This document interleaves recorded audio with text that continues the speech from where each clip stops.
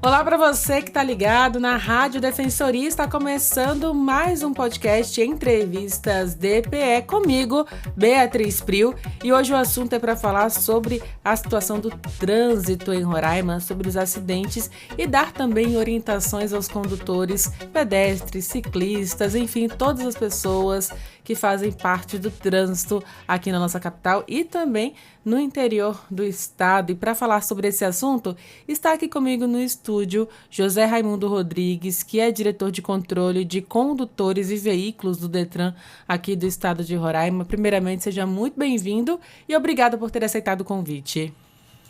Bom dia, ouvintes.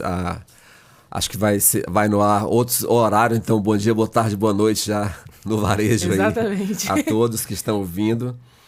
Estamos mais uma vez aqui para falar sobre o trânsito, né, de Roraima, sobre o ecossistema trânsito, um assunto que preocupa, que é o número de acidentes, sinistros registrados em 2023, no ano passado, já consolidados esses números, e indica que, apesar de toda a preocupação do Detran, SMTran, DENIT e PRF, que são os órgãos de trânsito, a população ainda acaba se envolvendo, né, infelizmente, no número que deixa Roraima entre os 5 maiores estados, unidades da federação do país em número de acidentes. Não é nada bom isso.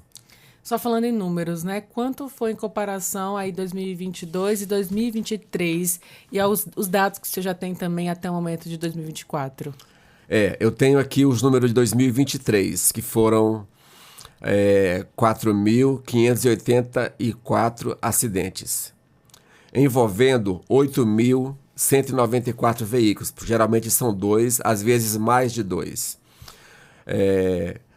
Às vezes, geralmente, mais de uma pessoa envolvida, né, no incidente, em cada veículo. Então, nós temos um total de 9.393 pessoas envolvidas no acidente de trânsito. Desse total, 165 pessoas morreram vítimas de acidente de trânsito em 2023. É um número muito alto. São 165 pessoas que perderam a vida no trânsito. Muito alto. E aí, Beatriz, o número também é absurdo. 6.286 atendimentos a pacientes vítimas de trânsito que deram entrada no HGR. Para você ter uma ideia, isso aqui dá por dia mais ou menos 14, 17, 18 pessoas por dia. Então, como se não bastasse as mortes, um número elevadíssimo, 16 pessoas, por exemplo, deram entrada no HGR com sequelas, com mutilações, perna quebrada, braço quebrado, cabeça quebrada, e vão para meio de cirurgia. Então, de 70% a 80% dos leitos pronto-socorro e HGR são ocupados por vítimas de acidentes de trânsito. O que significa isso? Além da notícia ruim, que é o risco da pessoa morrer, provocar um transtorno familiar, um dano material e tal, você impede que outras pessoas sejam cirurgiadas. As cirurgias, às vezes, porque assim, superlota, né, e o sistema de saúde do estado. Esses dias, inclusive, eu estive no HGR e ali logo na entrada do pronto-socorro também tem uma sala que é para retorno com o ortopedista, né? A maioria das pessoas ali com a perna quebrada, ou com aqueles ferros aqui na panturrilha, usando muleta, né? E são pessoas que estão ali naquele estado, naquela situação, em decorrência de um acidente de trânsito. Então, assim, você superlota o sistema de saúde com situações que poderiam ter sido evitadas, e aí, como o Raimundo aqui também, o José Raimundo está falando, tira a vaga, o lugar de uma outra pessoa que estava querendo fazer uma cirurgia por outro motivo ali. Uma cirurgia de retirada, sei lá, de um cálculo, né, na vesícula, outro procedimento que acaba tendo que fazer uma cirurgia de emergência por conta de uma decorrência de acidente e essa pessoa sai prejudicada. Então, assim, é um alerta para a sociedade inteira, assim, para todo mundo que está no trânsito de Roraima.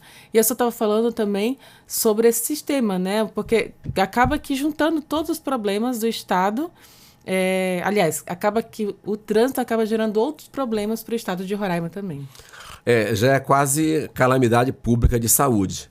né? Porque se você tem uma doença no fígado, nos rins, se você tem um câncer, uma doença mais grave, você não pode evitar, você tem que buscar a cura.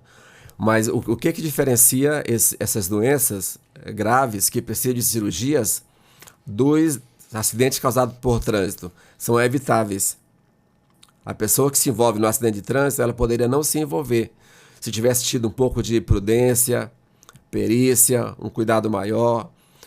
E você responde por você, mas as consequências, elas são danosas a todos os envolvidos, a terceiros, e às vezes a quartos e a quintos envolvidos no trânsito. Então, é muito grave esses números aqui. Eu entendo que 16 pessoas se atendido gravemente no pronto-socorro no HGR. E precisando de cirurgia, ela, como você colocou, ela superlota o sistema, vai ter que ser uma cirurgia de emergência, às vezes tira do leito da UTI, uma pessoa que estava esperando uma cirurgia há 2, 3 anos, de rins, de fígado, essas doenças que existem no corpo humano, e por causa de um acidente que seria evitável, né, você acaba superlotando os números. Você falou de número de 2024, até julho desse ano, nós temos o número de 2.742 pessoas que deram entrada no HGR em decorrência de acidente de trânsito. Se você for levar aqui para os números de 2023, está se mantendo na mesma média, numa curva até ascendente, até para maior. E já foram registradas 79 mortes até julho de 2024. Eu tenho aqui, né, pesquisei aqui rapidinho, que a gente tem os dados de 2022 aqui. 2022, de janeiro a dezembro, tiveram, então, 2.688 acidentes, ou seja, em 2023, isso duplicou, que foi para 4.584, e está caminhando para ser maior ainda em 2024, é isso? Exato. E você observa, de 2022 para 2023, dobrou. Pelos números apresentados até agora, 24 para 23, vai aumentar também, se não dobrar, mas vai aumentar substancialmente. E Boa Vista, apesar de ter recebido um grande fluxo de imigrantes venezuelanos, a população de 2016 para cá passou de 200 e poucos mil para quase 500 mil habitantes em Boa Vista, no estado de 700 mil, você não tem esse aumento proporcional ao trânsito. Ao número de condutores. Ao número de condutores, porque se bem que o pedestre e o ciclista, as pessoas reclamam muito da forma como os venezuelanos conduzem bicicletas, geralmente na contramão, porque a gente que conhece um pouco a Venezuela sabe que a organização no trânsito da Venezuela não é o forte deles.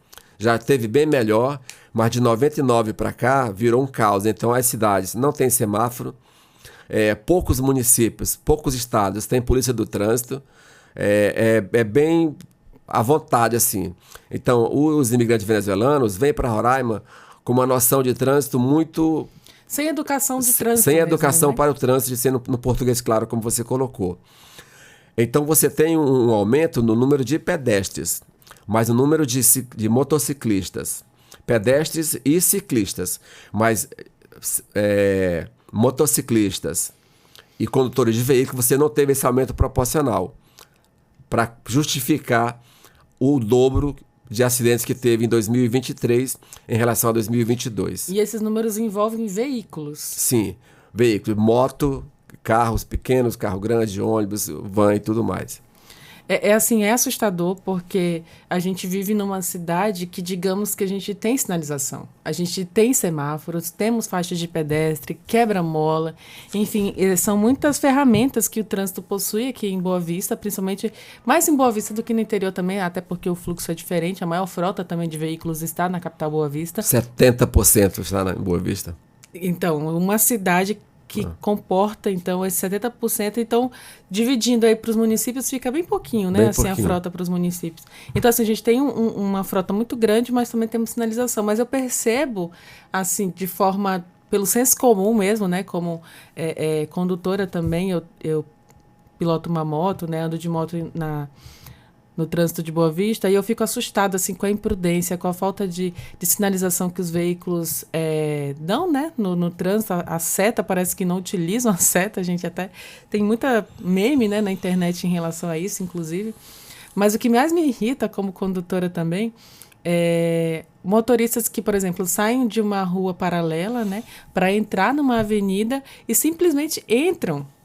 Não param e esperam passar o veículo que está na avenida. Eles acham que estão, talvez, numa preferencial e entram como se não estivesse entrando numa avenida. E eu já vi acidentes ocorrerem por conta disso. E eu já quase me acidentei várias vezes por conta disso. Então, assim, o que falta, né, para o condutor roraimense ter essa educação, ter essa consciência e contribuir para a redução desses números de acidentes em Boa Vista? Infelizmente, nós temos que admitir, primeiro, não é um problema só de Roraima, é um problema nacional, do Brasil.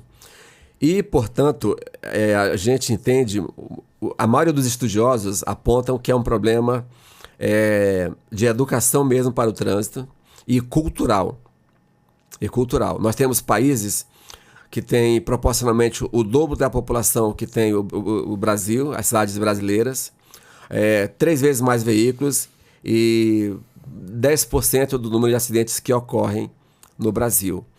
Então, não é o número de veículos, não é o número de habitantes, é como a pessoa se porta diante de um volante, seja numa motocicleta, num carro grande, pequeno, médio, uma van, seja um motorista profissional ou seja um motorista usual do dia a dia, como um motorista que vai e volta para o trabalho, levar os filhos na escola e tudo mais.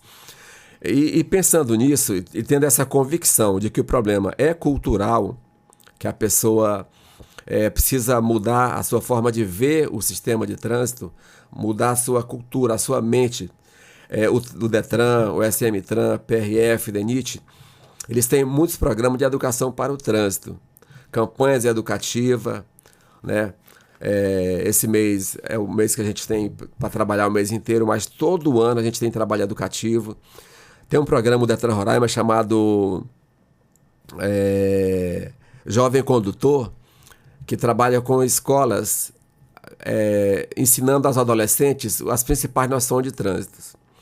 Algumas instituições de ensino públicas têm também um trabalho muito bem feito com as suas, desde o pré-escolar até o ensino médio. O Sistema S, SESC, SESI, também tem um trabalho muito bem feito com as crianças, desde que entram lá até o dia que sai, tem noção no trânsito. Então, acho que o Brasil inteiro ele tá envolvido no sentido de educar o cidadão. Porque isso aqui vai... Para mudar essa cultura. Para mudar a cultura. Enquanto a gente não mudar a cultura, você senta no volante, você põe a mão no seu volante. Aquilo se transformou num meio de transporte ou numa arma, né? Então, as pessoas não têm essa noção.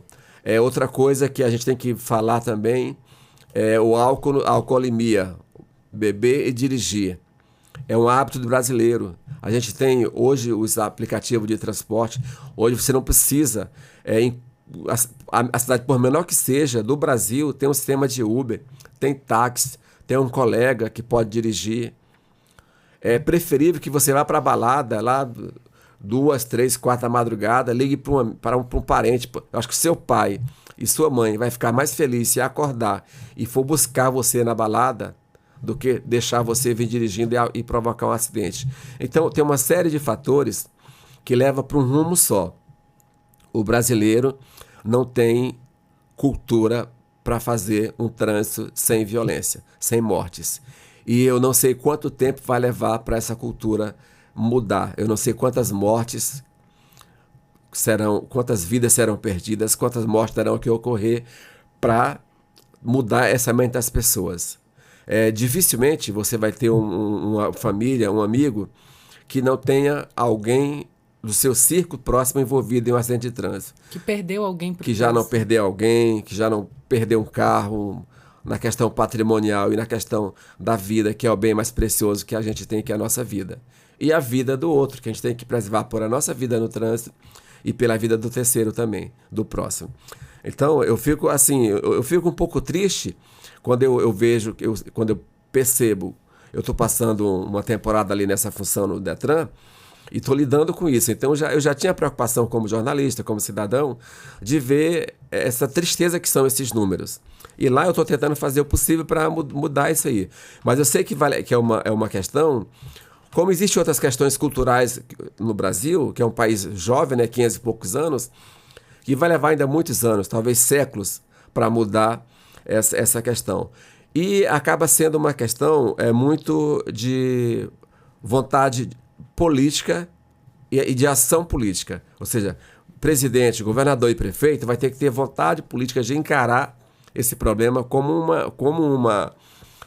um caos, uma calamidade, um problema de saúde pública, e instituir no sistema de ensino disciplinas obrigatórias sobre a educação para o trânsito. É uma saída.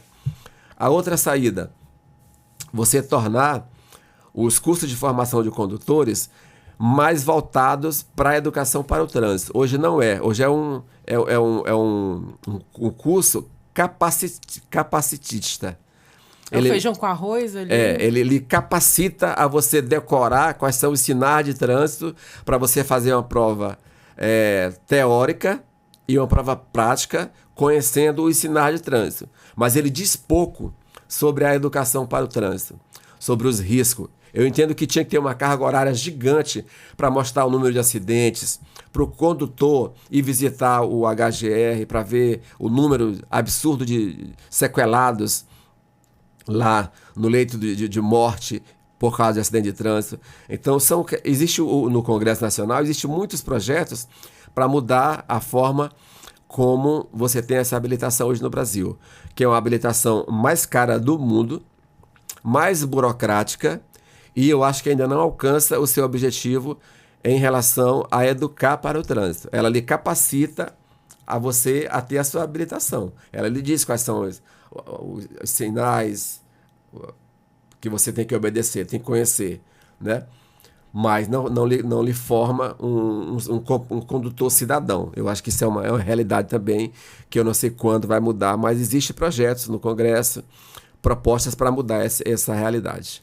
Enquanto essa realidade não acontece, infelizmente, como que o condutor pode tomar essa consciência, né, para si mesmo, né, e dirigir de forma preventiva, como já diz até o termo, né, que é utilizado no trânsito, como utilizar e como saber, como ter acesso, como ser um motorista, né, que dirige de forma preventiva? Olha, toda vez que você andando na rua, que você sai de casa, vai no supermercado, atravessar a rua ou andar um quarteirão, você está sendo uma pessoa a conviver no trânsito.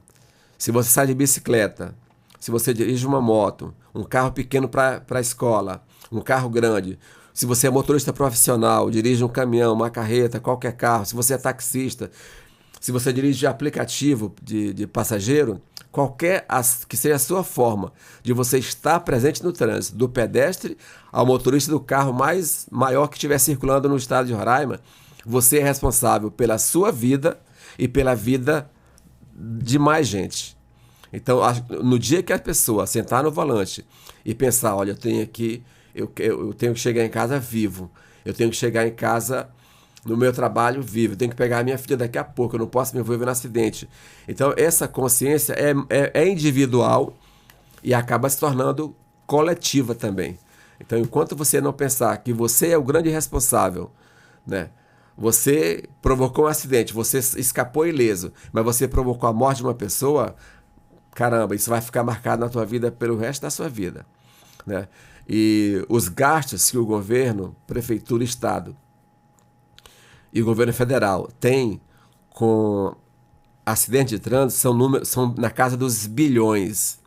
Esse dinheiro poderia ser direcionado à educação, à saúde, para curar outras doenças, para comprar mais remédio, para comprar mais equipamentos, para curar outras doenças. Mas, infelizmente, o trânsito é um dos que mais necessita de investimentos, de recursos públicos, porque é um absurdo. Nós vimos aqui em Roraima quase 7 mil pessoas deram entrada no pronto-socorro em 2023. Estamos no quinto lugar também no Brasil. Exato, nunca passamos, terceiro, quarto ou quinto, terceiro, quarto ou quinto, terceiro, quarto ou quinto.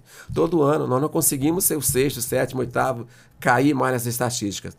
E é porque é tipo uma média mesmo, né? E como Boa Vista, como você falou, é bem servida, tem ruas de mão duas indo, duas voltando, mesmo as ruas de mão dupla indo e voltando são largas. Nós não temos um trânsito como nós temos em outros estados. Em horário de pico, pela manhã, meio-dia e à tardezinha, você já tem alguns pontos vermelhos, bem, uns 10 ou mais pontos, bem preocupantes. Mas aí o poder público está pensando em construir um viaduto, por exemplo, ali no Ibama, saindo para a Venezuela. Ali precisa de um tatuzão daquele que chamam, né? Subterrâneo mesmo, Subterrâneo, né? Porque ele já é um caos. Ali você fica 3, 4 horas o sinal abrindo e fechando e você não consegue chegar nele, porque ali já é uma confluência de 40% de Boa Vista passa por ali. A população que vem toda ali do Cidade Satélite, Cruviana também vem por ali às vezes, né? Isso. Murilo Teixeira, enfim, toda a população ali daquela região do município passa por ali. Santa Teresa, Jardim Floresta, Caomé, tudo passa ali. Então, existem alguns pontos. Boa Vista tem um viaduto ali na Glacon de Paiva. Já precisa de pelo menos uns 3 ou 4. Mas isso são investimentos muito altos, né? Mas o poder público vai chegar o momento de... Tem que fazer. Ou fazer. Não vai ter mais escolha, né? Mas enquanto essa estrutura não chega, nós não temos a pior estrutura do Brasil. O nosso sistema viário, que são as ruas, não é o pior do Brasil. Com certeza não é o pior do Brasil. É bem servido de sinais. Alguém diz que até é exagerado o número de pardais que tem em Boa Vista, que deveria não ter em alguns pontos, e tem, mas eu prefiro que tenha e evite um acidente por ano do que não ter e provocar um acidente por ano, né? Então a gente tem que... São questões muito técnicas, eu não sou técnico da área, eu não posso dizer se todos os sinais de Boa Vista estão adequadamente instalados, conforme as normas e tal, mas eu acredito que o órgão que faz isso, que é a prefeitura, ele faz baseado em estudos, né? Em pontos convergentes, em pontos de muita circulação, em cruzamentos, em semáforos. Eu acho que é feito de uma maneira a atender uma demanda técnica e não apenas por uma vontade política. E tem bastante sinal. Às vezes, assim, eu digo, como ser humano agora falando, né? meu Deus, tanto sinal. Mas aí, quando a gente olha para esses dados e olha para esses números, a gente vê a necessidade do motorista, do condutor, do motociclista ter que parar mesmo. Parar para reduzir a velocidade, até porque a alta velocidade também é uma das problemáticas que causa acidente. Por exemplo, se você estiver numa velocidade ali de 40, 50 por hora, você consegue frear e evitar um acidente. Agora, se você tiver 80... não dá tempo e aí acaba se envolvendo em um acidente, que é o que acontece nessas avenidas. Eu já perdi parentes mesmo, família, né, no trânsito. E, assim, é uma marca que fica para o resto da vida. É uma perda gigantesca, porque, assim, eu estava até conversando com o Thiago, que é o nosso repórter, que ele também marcou essa entrevista, né, com o Detran.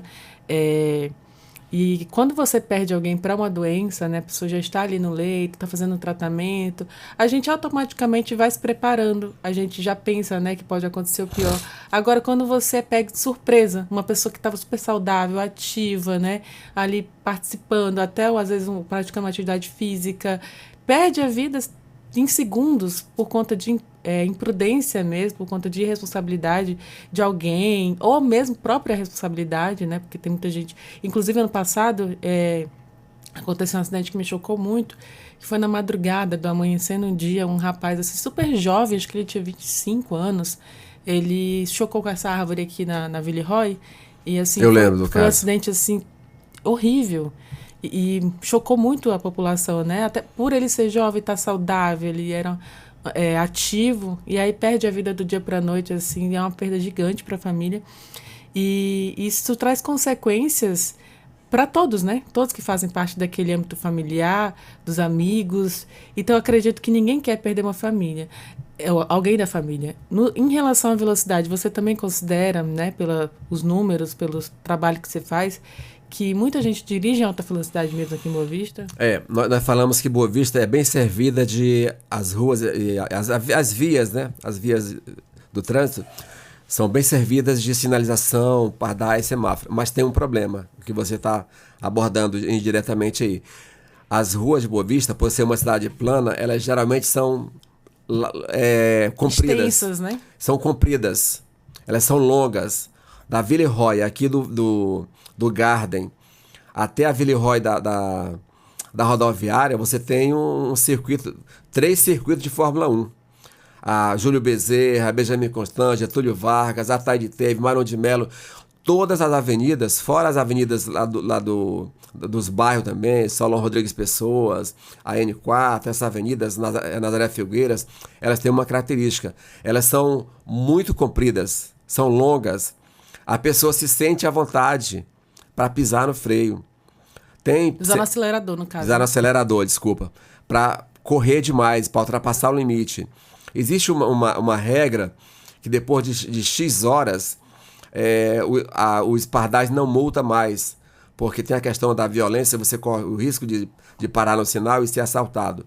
Existem alguns pontos, em algumas cidades, que essa regra ela existe. Eu não sei quais os pontos de Boa Vista que é permitido você ultrapassar depois das 10 da noite, depois da meia-noite, sem obedecer a sinalização tradicional. O que eu sei é que quantos acidentes nós já não tivemos nessa Villeroy? Por ser uma avenida comprida, né? De quatro mãos, 2 indo, 2 voltando, mais o acostamento. Então não tinha por que se justificar um acidente. Já teve um outro acidente que envolveu, acho que era algum defensor na época, ali em frente ao Estádio Canarinho, que ele bateu com uma moto em um carro também, um acidente que teve uma repercussão muito grande. Então a gente tem um histórico de muitos acidentes. Antes do viaduto ali no Pricumã, a gente teve muitos acidentes naquela. Você ia descendo, né, na Gleicon de Paiva para começar na Manuel Felipe, e ali é uma. O Boa Vista quase não tem, mas ali era uma descidinha, uma baixada. Então você ia. Era acidente todo final de semana, não tinha um que não tivesse acidente. E nós temos alguns pontos de Boa Vistas sinalizados com semáforos, com pardais, que ainda ocorre acidente, porque a pessoa ultrapassa a velocidade. E como você colocou, se diz que é 40, 50, 60, é uma velocidade em que um choque entre um veículo e outro ainda deixa uma margem muito grande para uma batida não ter vítima fatal. O airbag dispara, você pode sofrer uma escoriação no rosto, no braço, mas acima de 80, 100, 120, 150, o carro vira uma bola. Bateu, já era. Bateu, já era. Então, é por isso que a partir de alguma velocidade, a chance de uma pessoa, de um condutor, de um passageiro, de um carona, escapar com vida, ela é quase zero. Porque o choque é absurdamente violento. O choque de forças entre si. E você pode buscar no YouTube aí alguns vídeos de demonstração com velocidade. 30, 40, 50, 60, 100, 120, mais que isso. É assim, o carro é destroçado. Não existe. Os carros mais seguros... Vira uma sanfona, como a gente fala, né? Sim, os carros mais seguros do mundo são de uma marca... diz que os carros mais seguros são os carros da marca Volvo. Porque dentro dos acidentes que envolvem marca Volvo e outras marcas, a que menos provoca morte é essa marca Volvo, uma marca sueca. Mas mesmo os da marca Volvo, numa alta velocidade, não tem como escapar, não tem como evitar que o carro se transforme numa bola de ferro, porque o impacto é muito forte, né? E, infelizmente, são números, são dados, são coisas reais que a gente visualiza. Basta você pesquisar morte no trânsito, violência no trânsito, dá um Google aí e você vai ficar chocado com o número absurdo de acidentes com vítimas fatais, inclusive em Roraima. E a gente apela para que as pessoas dirijam com cuidado, com atenção, usando cinto, criança pequena com a idade adequada no banquinho, na cadeirinha. Importante destacar também os equipamentos de segurança. Os equipamentos de segurança, se está funcionando o freio do carro, Às vezes você é caro fazer a manutenção de veículo, mas é um caro que pode salvar uma vida. Vai viajar, vai de Boa Vista para Mucajaí, vai de Boa Vista mais longe, cheque os freios, porque em uma BR, por exemplo, entrou um animal, atravessou uma carreta, você pisa no freio, não tem o freio, é um acidente na seta. Então tem o freio, é um dos equipamentos principais. As setas, como você falou, que o boavicense não tem hábito de dar a seta, também é um equipamento de segurança importante, porque sinaliza que você vai dobrar e alerta para o condutor que está atrás de você, esquerda, direita e tal. Freou, faixa de pedestre, liga o pisca-alerta para a pessoa que vem atrás de você não bater na sua traseira. Então tem uma série de cuidados que isso tudo é visto e revisto durante as palestras, os cursos, a própria formação do condutor, você tem acesso a essas informações, mas infelizmente não é o suficiente para mudar esse quadro caótico e desesperador que é o número de mortes no trânsito, inclusive do trânsito de Roraima. Só comentando agora aqui que a semana passada, inclusive, a gente perdeu uma pessoa aqui em Roraima. Aliás, em Roraima não. A nível nacional, assisti a reportagem ontem, até no Fantástico, um depoimento, né, da mulher que até quebrou a perna e tudo mais, mas o companheiro dela que estava na moto, né, foi vítima de um condutor de uma carreta que vinha numa BR dirigindo alcoolizado e com o uso de drogas mesmo. Ele vinha, inclusive, sambando, assim, andando em zigue-zague na BR. Não sei se você ouviu isso. Vi, sim. Foi assustador, assim. Além dessa vítima fatal, ainda teve outras pessoas que sofreram acidente também. Teve um veículo que desceu a ribanceira, né, na BR por conta dessa irresponsabilidade. Então, a gente fala disso. Aqui em Boa Vista, já na semana passada, né, uma mulher teve que ter a perna amputada de um acidente de trânsito também. Ela caiu da garupa da moto e ali a perna dela ficou imprensada no caminhão também, arrastando assim do lado do outro. E ela foi encaminhada para a HGR, né? E lá perdeu a perna, teve que ter amputada porque não tinha outra solução. Então, assim, são números, são casos, situações que ficam marcadas na vida dessas pessoas. E eu queria que o senhor falasse um pouquinho também sobre a fiscalização, né, desses casos, por exemplo, para não acontecer. O Detran também faz a fiscalização, faz blitz educativa também. Que outras ações são feitas, né, para tornar esses números menores ou que possam ter uma eficácia maior no trânsito em Boa Vista? E também no estado de Roraima, né? Nós dedicamos esse setembro, chamamos Setembro Amarelo, né, ao trânsito. Foram feitas várias blitz educativas, campanhas, palestras, alunos visitaram o Detran para conhecer a estrutura e tal.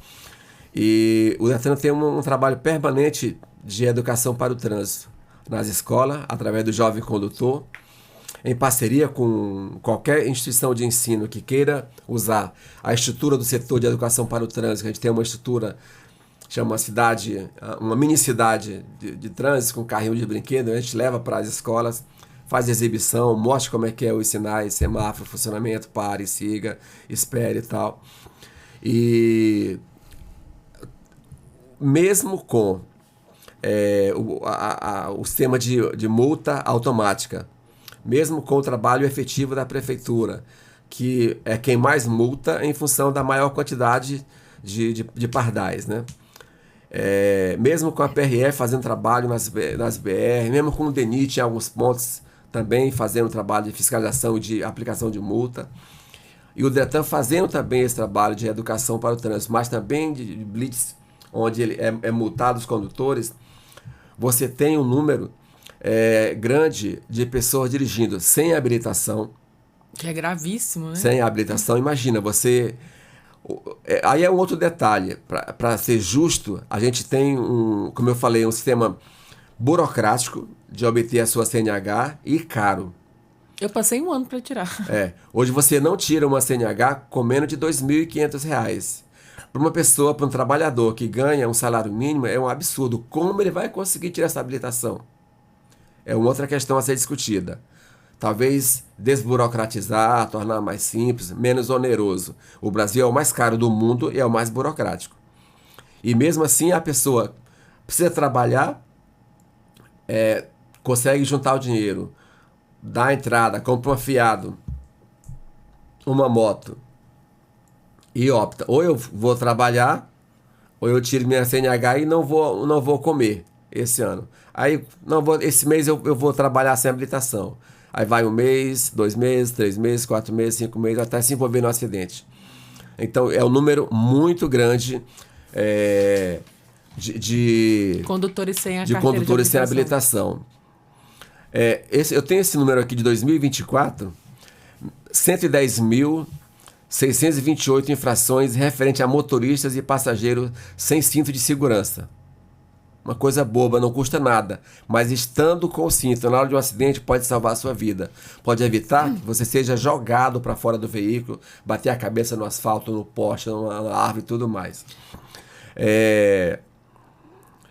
Então, assim... Só em relação a essa do cinto de segurança, agora inventaram uma trava pro cinto. Sim, é vendido, só a cabeça. Só a cabeça do cinto. Isso, que aí você engata ali e burla, né? O sistema do carro. Outros colocam por trás. Pega o cinto, põe por trás da sua costa, fixa lá e para aquele bip, né? Não ficar apitando. Então, são práticas irregulares. Você está sabotando a sua própria vida. Acontecer um acidente, você vai ser jogado contra o carro e você não vai ter muita chance de sobreviver. Então a gente tem falado bastante, mas é um assunto que não se esgota nunca.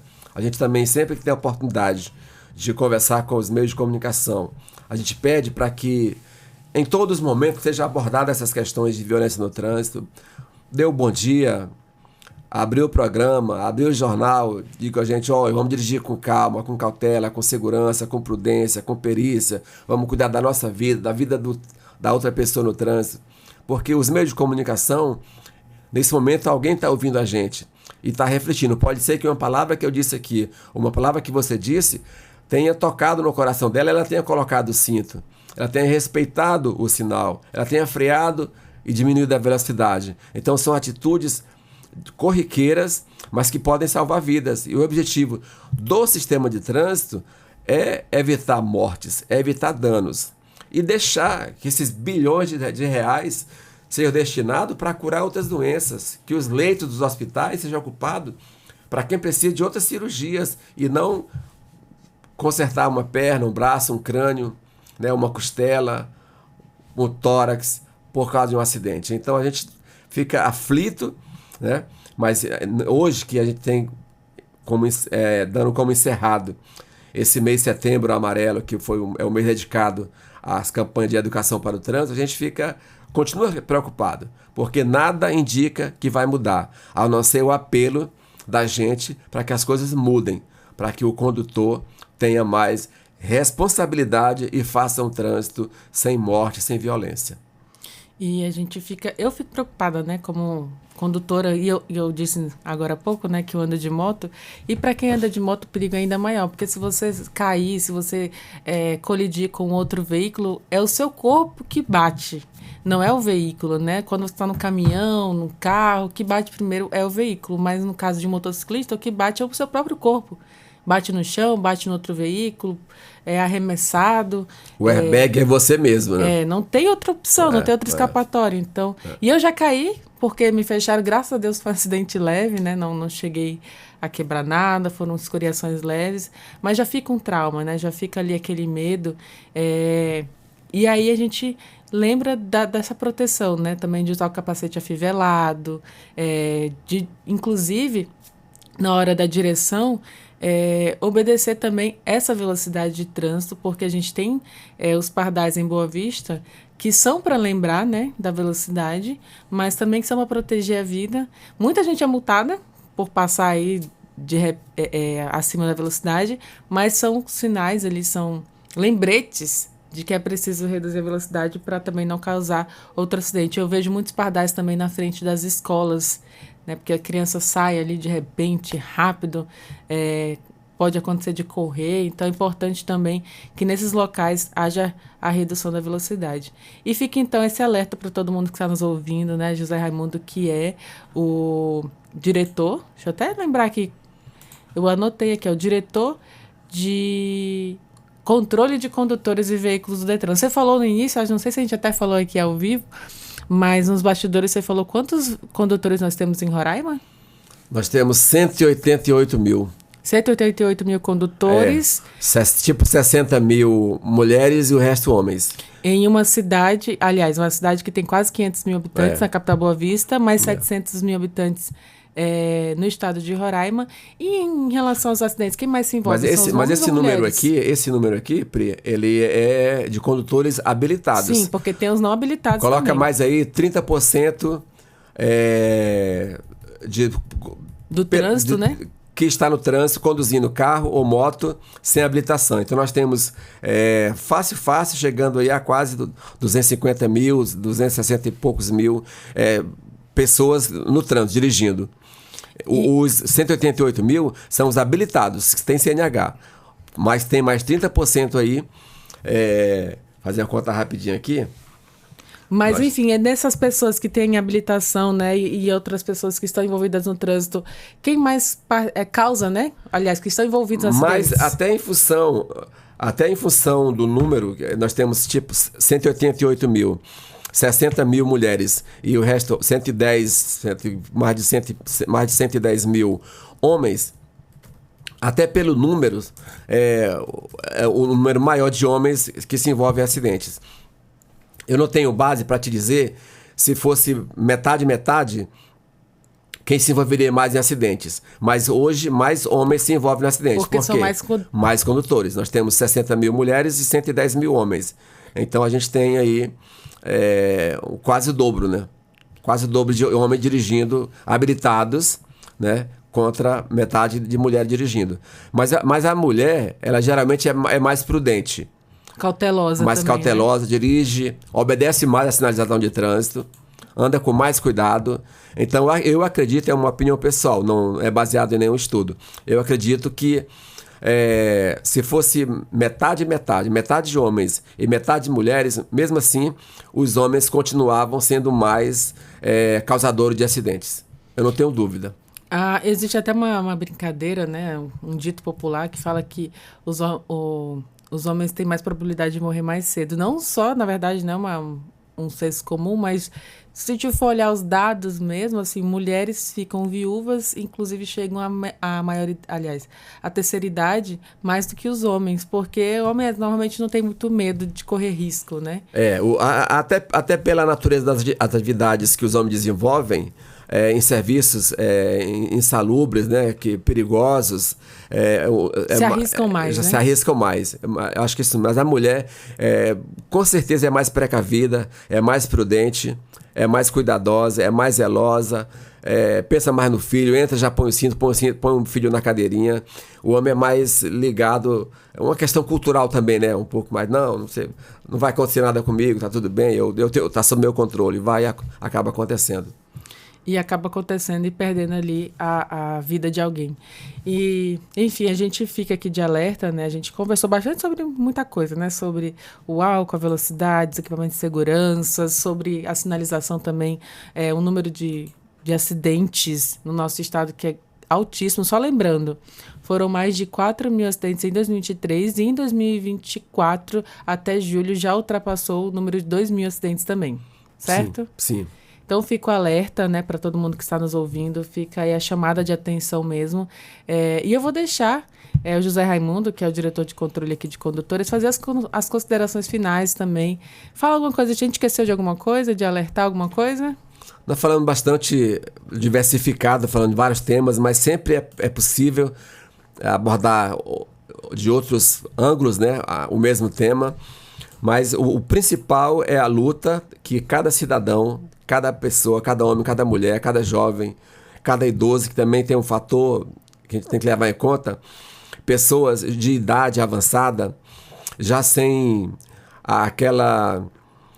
o 100% nos seus sentidos, audição, visão, tato, também estão no trânsito. Não é um número considerável, mas pode acontecer acidente com idosos que teimam em dirigir. Nós sabemos que os nossos avós, nossos pais, e talvez eu, quando ficar mais 70, 80 anos, eu vou insistir em dirigir. Não é bom. Se você tem na sua família um idoso aí, 70, às vezes mais jovem, 65, 70, 80 anos, tenha muito cuidado. Se ele insistir para dirigir, tenha cuidado, porque às vezes a visão já não é mais a mesma, a rapidez, a agilidade também, né? Não é mais a mesma. Então nós temos acidente de trânsito. Quando eu era repórter na Folha, eu noticiei um caso uma vez, um senhor que em um ano ele tinha se envolvido em 6 acidentes. Aí eu falei com um parente dele, ele dizia que não tinha no mundo quem tirasse ele do volante do carro. Ele dirigia uma Chevyzinha, a picapezinha Chevy, e ele era uma loucura. Ele provocava muito acidente. Deve ter falecido porque isso faz uns 20 anos já. Mas, às vezes, o idoso, ele insiste em dirigir o seu veículo porque quer ser útil, né? Não quer deixar... Sobrecarregar a família. Sobrecarregar a família, ir para o hospital, para o mercado e tal. Insiste em dirigir e também é um erro. Mas, de qualquer maneira, não é só o idoso. É todo mundo tendo o comportamento adequado no trânsito. Esses números que nós falamos aqui, eles tendem a diminuir. Se não mudarmos a nossa cultura, a nossa forma de dirigirmos, de estarmos presentes no trânsito, esses números continuarão aumentando. E só para lembrar, mais uma vez, na ordem aqui de proteção, né, de prioridade no trânsito. Primeiro são os pedestres, que têm prioridade, depois os ciclistas. Apesar da gente reclamar, de muita gente saber a realidade, como você falou, que o imigrante venezuelano, ele não tem educação para o trânsito e acaba, às vezes, não parando numa faixa, ou, passando direto numa principal, mas mesmo assim é preciso ter esse cuidado, porque eles são os mais frágeis no trânsito, né? Quem é pedestre, ciclista, o motociclista, depois os carros de pequeno porte, os caminhões e por aí vai. E sempre o maior cuida do menor. Sim. Sempre o maior cuida do menor, independente de quem estiver certo ou errado, né, nessa situação, o importante é resguardar e salvar vidas. E se você é pedestre ou ciclista, esteja ouvindo isso aqui, por favor, pare, né? Tem pedestre que coloca o sinal na faixa de pedestre e já vai entrando, não espera os carros frearem, pararem. Não tem como frear em cima da hora, porque o outro de trás pode chocar atrás desse veículo. Vai engavetar. Engavetar. Por não ter tempo, né? Isso. Hábil de frear. Então, assim, se você é pedestre e for sinalizar na hora de atravessar uma faixa, espere os veículos pararem, né? Para iniciar a travessia. E se você é ciclista, em todas as avenidas, tem ali, inclusive na ciclovia, no chão escrito, pare. Então, pare, espere também o veículo passar. E lembrando que você não tem um airbag, né? Você é seu próprio airbag. Então, é importante se prevenir e se proteger. Tô certa? Certíssimo. Já aprendi isso com vocês. Já aprendeu bastante coisa.